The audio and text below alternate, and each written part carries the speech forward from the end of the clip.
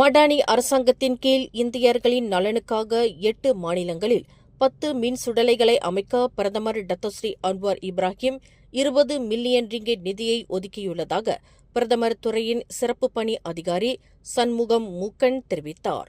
இந்த திட்டத்தின் கீழ் ஜொஹூரில் 2, பேராவில் 2, ஸ்லாங்கூர், மலாக்கா, கிடா, நெகிரி சம்பிலான், பஹாங், பினாங்கு ஆகிய மாநிலங்களில் தலா ஒரு மின் சுடலைக்கான கட்டுமான பணிகள் நடைபெறவுள்ளன.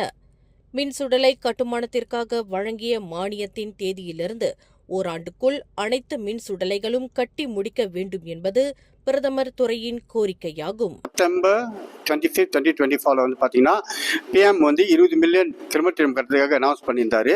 4 மாநிலம் மட்டுமே அந்த காலகட்டத்தில் சொல்லப்பட்டிருந்தது: கடா, ஜொஹூர், நெகிரி சம்பிலான், பினாங். அந்த அனௌன்ஸ்மெண்ட் செஞ்ச பிற்பாடு நம்ம அப்ளிகேஷனை திறந்துருந்தோம்.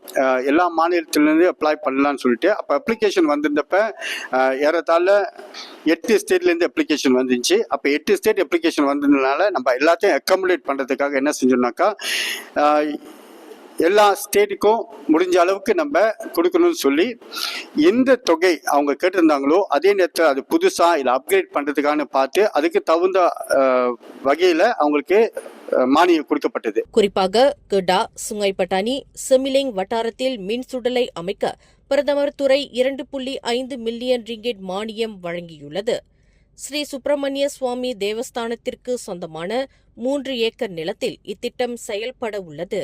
கடந்த ஆண்டு விண்ணப்பம் செய்த ஆலயங்களுக்கும் அரசு சாரா அமைப்புகளுக்கும் இந்த மானியங்கள் வழங்கப்பட்டுள்ளன.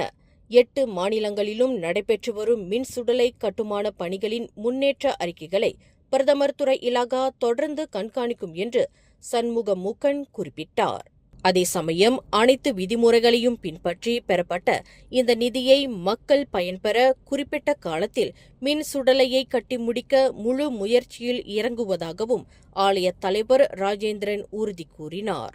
மடானி அரசாங்க விண்ணப்பம் செஞ்சோம். நம்ம விண்ணப்பத்தை முறையை அவங்க ஏற்றுக்கொண்டு சீர்திருப்பாக்கி எல்லாம் கொடுத்தாங்க. எல்லாம் விதிமுறைப்படி தான் நடந்திருக்கு. நிச்சயமாக நம்ம அந்த மானியத்தை முறையாக பயன்படுத்தி செய்வோம். மேலும் செய்திகளை தெரிந்து கொள்ள கீழே இருக்கும் பெல் பட்டனை அழுத்துங்கள். உங்கள் மகிழ்ச்சியை வெளிப்படுத்த லைக் மற்றும் ஷேர் செய்யுங்கள். தொடர்ந்து திசைகளோடு இணைந்திருக்க சப்ஸ்கிரைப் செய்யுங்கள்.